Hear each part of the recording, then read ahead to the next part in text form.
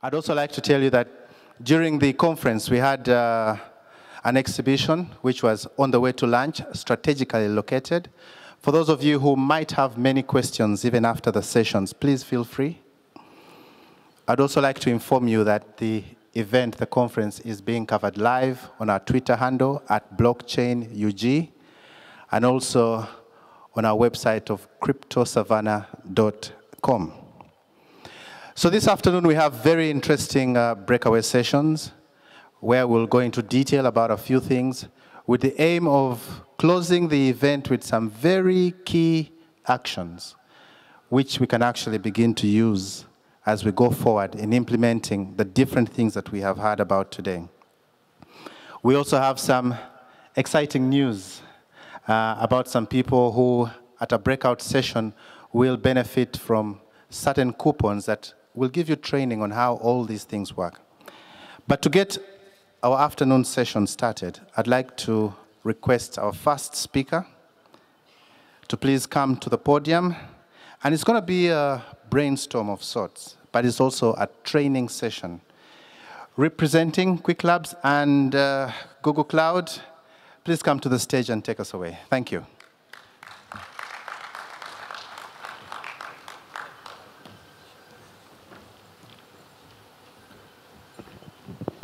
Good afternoon, everyone. I hope you guys had a good lunch break. I welcome you to the conference on behalf of InfiniChains. I'm here to, so we have, across the couple of days that we're here, we have heard a lot about blockchain and what benefit it brings. What we want to do as InfiniChains is take it to the level where guys who don't know how to program in blockchain, they can get their hands immersed into first-hand building a blockchain-based program. And we are bringing this to this conference in partnership with Google and Quick Labs. What we have here is a Hyperledger-based program where we have these coupons that any one of you can collect from us. Each of this coupon gives you a credit on our training platform. This credit is worth $800 per person. We have 200 such coupons available with us, so please rush. It's on first-come, first-served basis with us. What it will give you is, it will give you access to our training platform where you could create a server in the cloud. Within 10 minutes of creating that server, you'll be able to create an instance of blockchain by your own hands, by coding it directly, right? And write your first program in probably the next 24 hours from that point on. After you complete this program, you'll be given a certification of completion, which anyone who completes the program can then put on your website. It's an open standard certificate for completion. You could put on your LinkedIn profile and say that I have completed the first blockchain training, right? And mind you, as I said, this is a very important certification worth $800, which we are giving here. So what we'll do is, we have the coupons available here. The training to how to create this instance and write your first program will be conducted in a breakout session there. And our team will lead you there. I request anyone who's interested to please collect the coupons from here. The session will be conducted by Jitesh Shetty, who is a vice president in Google and the founder of Quick Labs. So with that, I thank Jitesh and Google and Quick Labs for sponsoring this on behalf. So please, a round of applause for Google and Quick Labs. Thank you very much. I hope every one of you who's curious about blockchain gets their hands on and get started on this revolution. Thank you very much. Thank you. So the coupons will be in the room where the training will be. And in a very short while, we shall have, just like we did yesterday, the different people who are leading coming to take us through what they're going to be doing in the breakout sessions. And then we shall move to the different rooms and then come back. So also, allow me to call Leonardo to give us a 10-minute presentation. These stories don't usually happen, but Leo, please come up. I'm not going to go into detail. He's going to speak through his presentation. His luggage and everything got entangled in the blocks on the chains, so sorry about that, Leo, but you're welcome. You can use this? You're going to walk around? Yeah. Okay. Yeah, she's gonna be. Can I have a stick mic, please? You want to start, and then I can give it to you later? Yeah. Okay. So, hi everyone. Thanks for being here. Thanks for. I don't know if Kwame is here today. Kwame and his team, thank you so much for receiving us. I'm very happy to be here with you guys in Uganda. It's my first time in Uganda. Thanks, all of you.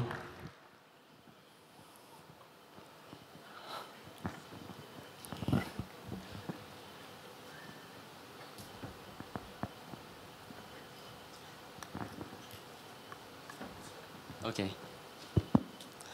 So I really want to take 10 minutes with you to explain why blockchain voting is needed and why governments are reaching out to Agora to run their elections.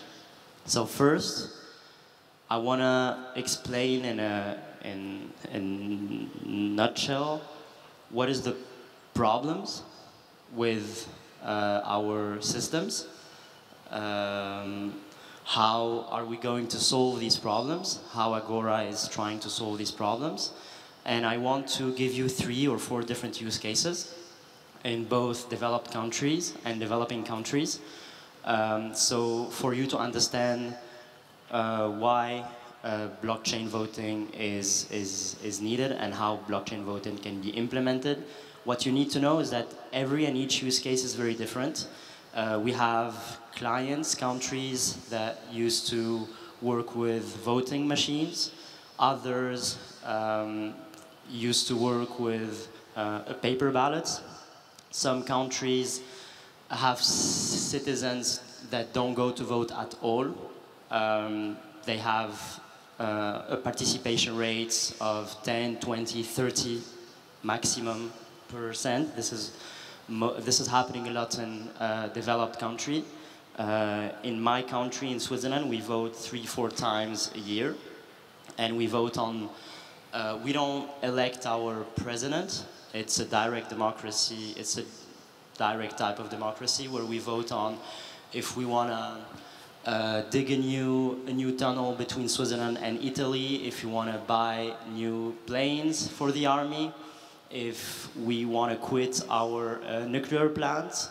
And I don't know if it's because we're not voting for someone or we're not voting for a new representative.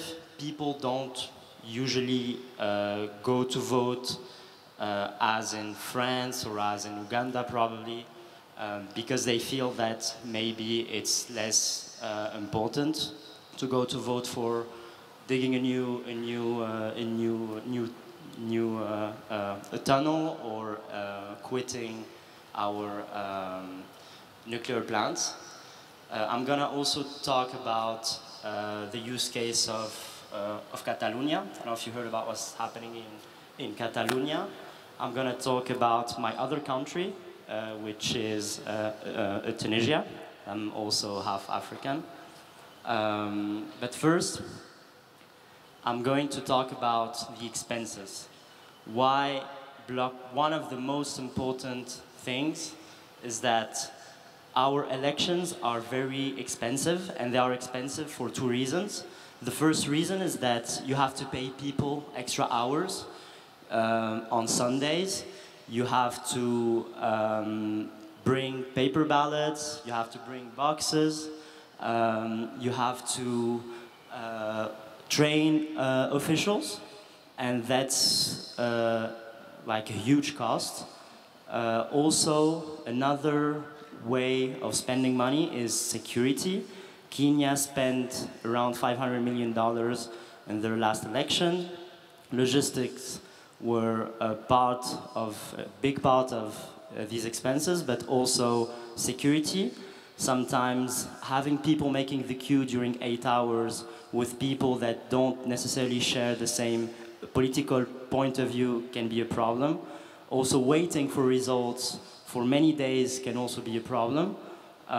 So I don't know if you think about maybe how you have to equip the army, you have to equip the police, sometimes you have to empty hospitals, bring extra doctors, extra nurses.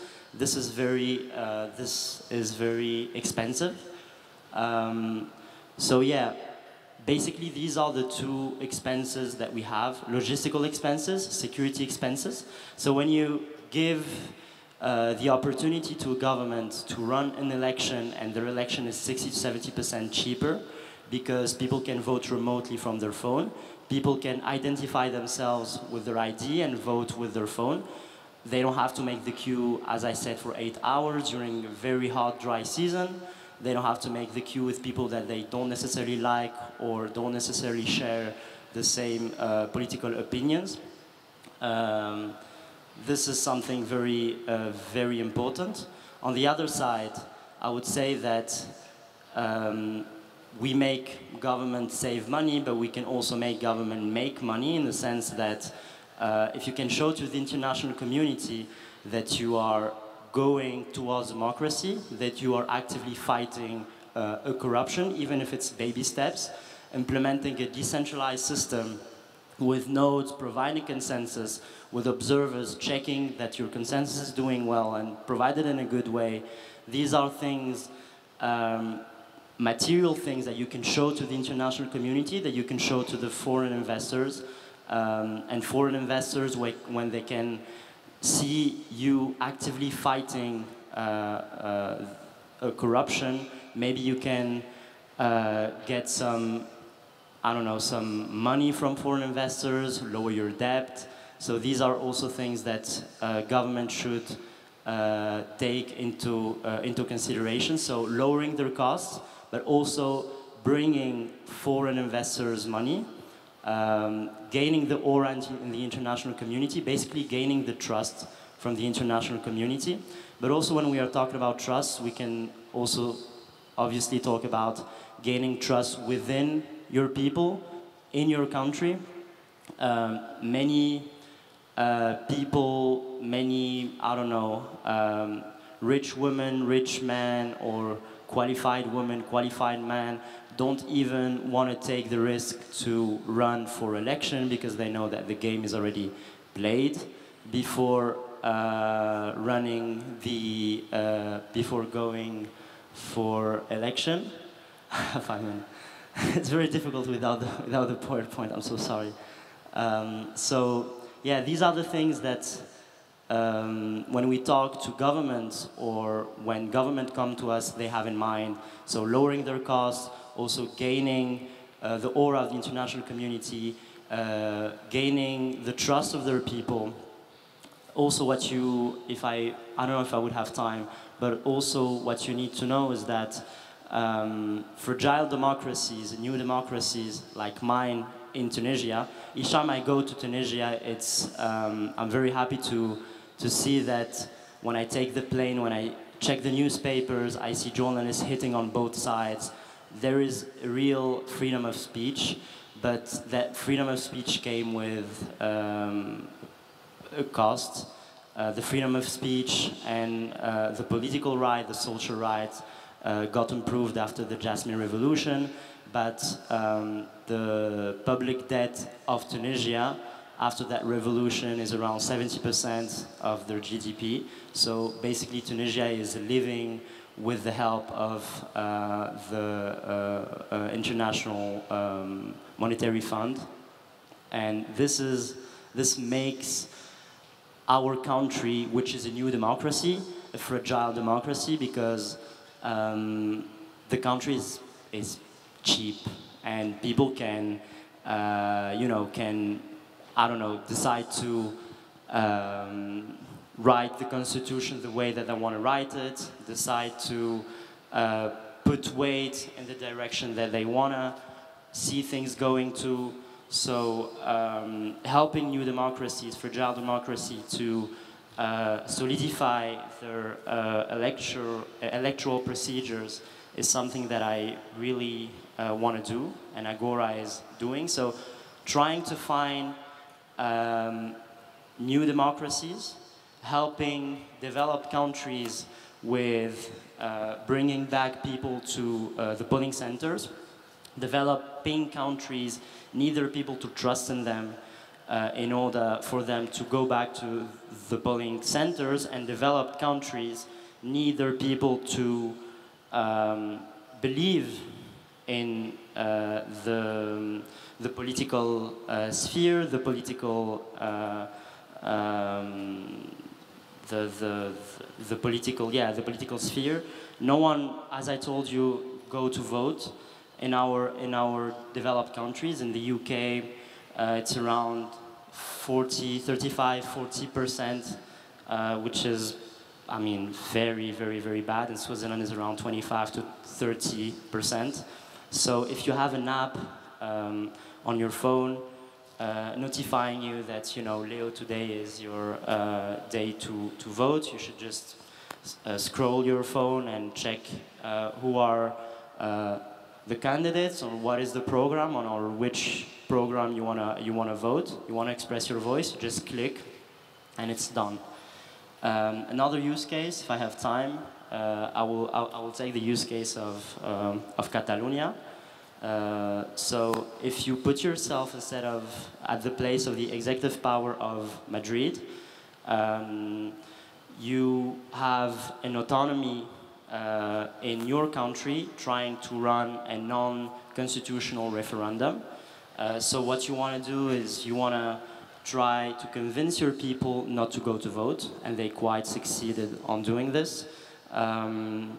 So basically, who went to vote during the Catalonia referendum? It's the independent people. Who run the election is the independent party. Who counted the election is the independent party.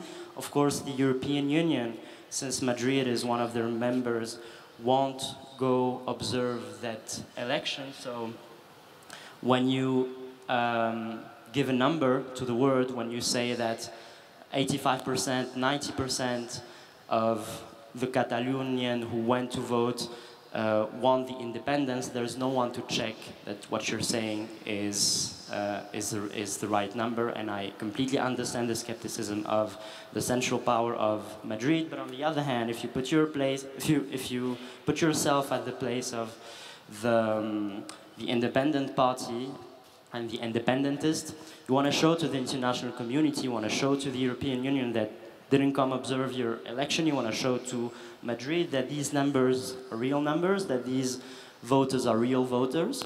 So if you have everything recorded on the blockchain, you have one and unique number, and that number you can show it to the international community.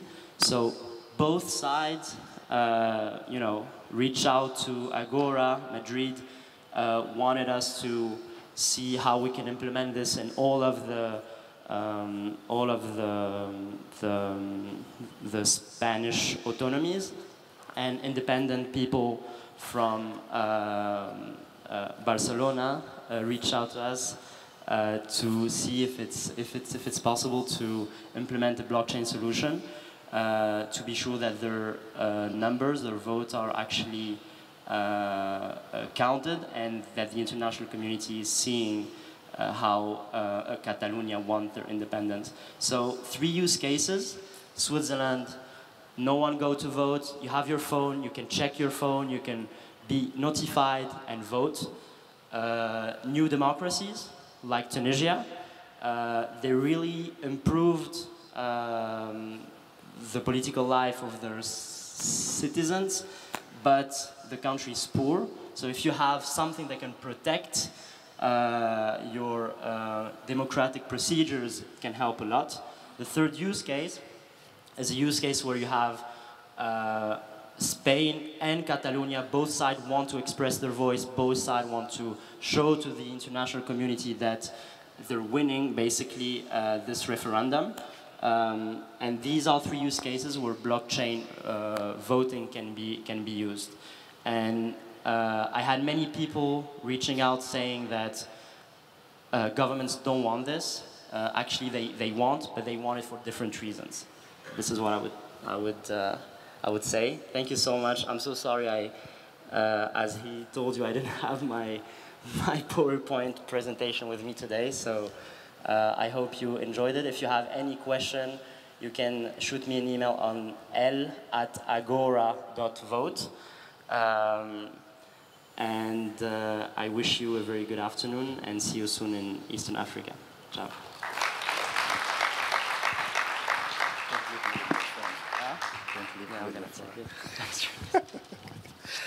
Thank you, Leo.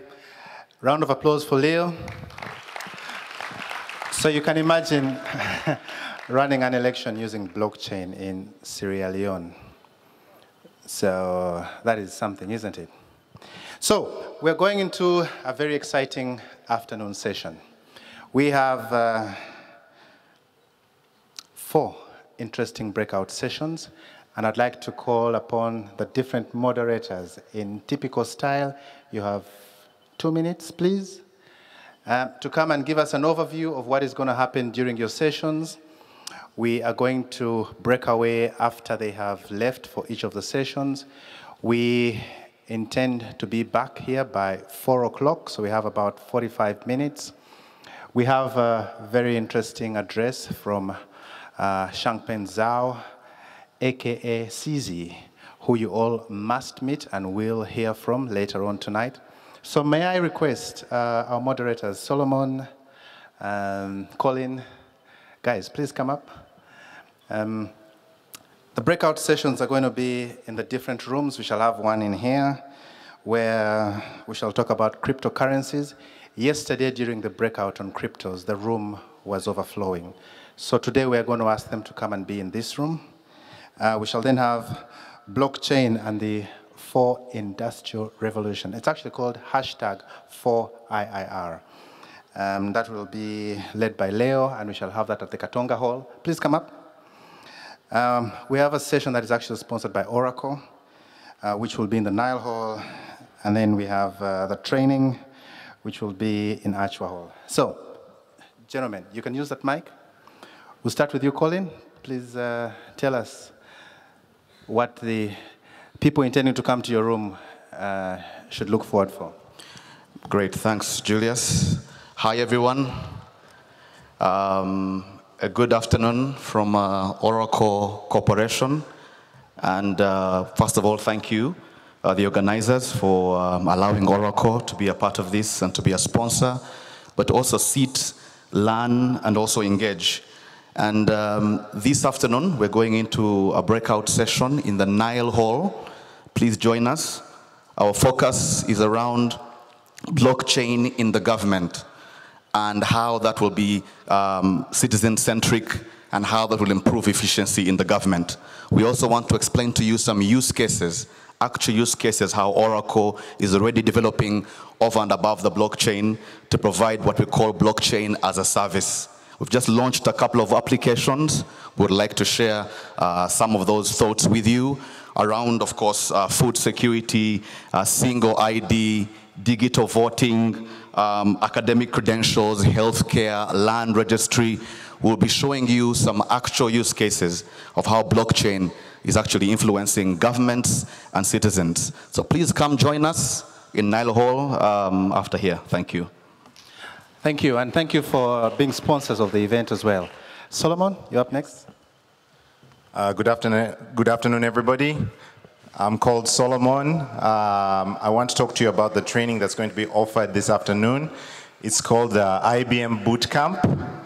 So as you know, IBM is a leader in the blockchain space.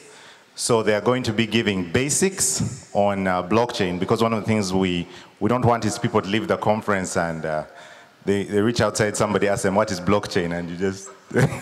So we want to offer some basic training on what is blockchain. IBM has developed their own blockchain platform called Hyperledger, so you'll be able to know some basics, so you can answer questions. What is blockchain? How does it work? So we encourage you guys to attend. I'd also like to say that tomorrow, IBM is offering blockchain developer training, software developers. So all the young people in the room, tomorrow, please get ready for the IBM software development on blockchain training. But this afternoon, IBM Bootcamp, you're all very welcome. So the room number, which room is it? You're going to be in Achwa Hall. Achwa Hall. Thank you. And ladies and gentlemen, I mean, you already had, Entandikwa is $800, so, you know, just take a FYI. My name is Raymond Mujini. I'm a journalist. Now, for the last 3 years, the United Nations has been running the 17 Sustainable Development Goals. These aim at improving access to health and education, and that cannot happen without focused leadership, neither can it happen without innovations that include the blockchain. My powerful panel includes people like Evelyn Namara, who is from Vouch Digital, named recently among the most influential 100 Africans. We have people from Anne Somerset from Diwala. So please join us at Katonga Hall to have this conversation. And of course, it's moderated by the Leo Africa Institute, which looks at young, focused leadership towards getting the Africa we want. Thank you so much. Thank you. Hugh, where are you? Well, I guess Hugh is, he knows that everybody is, thank you. Hugh is going to come and talk about it. I guess he knew everybody wants to stay in this hall, so he didn't have to come and tell us what he's going to talk about. But Hugh, please come and take us through what people attending your session this afternoon should expect.